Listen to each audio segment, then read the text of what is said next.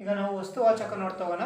ವಸ್ತುವಾಚಕ ಅಂದರೆ ಜೀವವಿರುವ ಅಥವಾ ಜೀವವಿಲ್ಲದ ವಸ್ತು, ವ್ಯಕ್ತಿ ಅಥವಾ ಪ್ರಾಣಿ, ಪಕ್ಷಿ ಯಾವುದೇ ಒಂದಕ್ಕೆ ಹೆಸರುಗಳನ್ನು ನಾವು ಕರಿತಕ್ಕಂಥದ್ದಕ್ಕೆ ವಸ್ತುವಾಚಕ ಅಂತ ಕರಿತಾ ಹೋಗ್ತೀವಿ. ಇದರಲ್ಲಿ ನೋಡಿ, ವ್ಯಕ್ತಿ, ವಸ್ತು, ಪ್ರಾಣಿ ಇವುಗಳ ಹೆಸರುಗಳನ್ನು ಸೂಚಿಸುವುದಕ್ಕೆ ನಾವು ವಸ್ತುವಾಚಕ ಅಂತ ಕರಿತಾ ಹೋಗ್ತೀವಿ. ಇದರಲ್ಲಿ ನಮಗೆ ಮತ್ತೆ 3 ವಿಧ ಬರ್ತಾ ಹೋಗುತ್ತೆ. ಒಂದು ಅಂಕಿತನಾಮ, ಇನ್ನೊಂದು ರೂಢನಾಮ, ಇನ್ನೊಂದು ಅನ್ವರ್ಥನಾಮ. ಹಾಗಾದರೆ ಅಂಕಿತನಾಮ ಅಂದ್ರೇನು?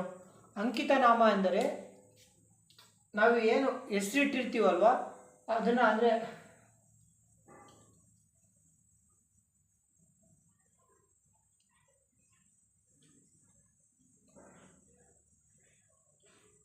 ಈ ಥರ ವ್ಯಕ್ತಿಗಳಿಗೆ ಅಥವಾ ಪಕ್ಷಿಗಳಿಗೆ ಏನು ಹೆಸರಿಟ್ಟಿರ್ತೀವೋ ಅದನ್ನು ನಾವು ಕರಿತಕ್ಕಂಥದ್ದನ್ನ ಅಂಕಿತನಾಮ ಅಂತ ಕರಿತಾ ಹೋಗ್ತೀವಿ.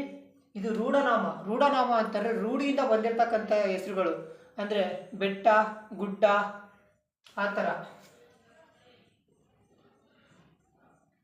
ನದಿ, ಇಂಥದ್ದಕ್ಕೆಲ್ಲ ನಾವು ರೂಢನಾಮ ಅಂತ ಕರಿತಾ ಹೋಗ್ತೀವಿ. ನೆಕ್ಸ್ಟು ಅನ್ವರ್ಥನಾಮ. ಅನ್ವರ್ಥನಾಮ ಅಂದರೆ ಅನ್ವರ್ಥಕ್ಕೆ, ಅಂದರೆ ಅವುಗಳ ಅನ್ವರ್ಥಕ್ಕೆ ತಕ್ಕಂತೆ ಇಡುವ ಹೆಸರುಗಳಿಗೆ ನಾವು ಅನ್ವರ್ಥನಾಮ, ಅಂದರೆ ಅವುಗಳ ಕ್ರಿಯೆ ಆಗಿರ್ಬೋದು, ಅವುಗಳ ಗುಣಗಳಿಗೆ ತಕ್ಕಂತೆ ಇಡುವ ಹೆಸರುಗಳಿಗೆ ನಾವು ಅನ್ವರ್ಥನಾಮ ಅಂತ ಕರಿತಾ ಹೋಗ್ತೀವಿ.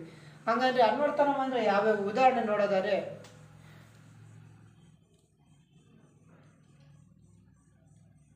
ಶಿಕ್ಷಕ,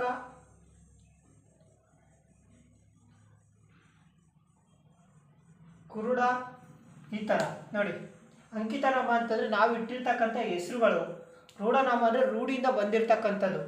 ಅನ್ವರ್ಥನಾಮ ಅಂದರೆ ಅವುಗಳ ಕ್ರಿಯೆಗಳಿಗೆ ತಕ್ಕಂತೆ ಅಥವಾ ಅವುಗಳಿಗೆ ಅನ್ವರ್ಥವಾಗುವಂತೆ ಇಡುವ ಹೆಸರುಗಳಿಗೆ ನಾವು ಅನ್ವರ್ಥನಾಮ ಅಂತ ಕರಿತಾ ಹೋಗ್ತೀವಿ.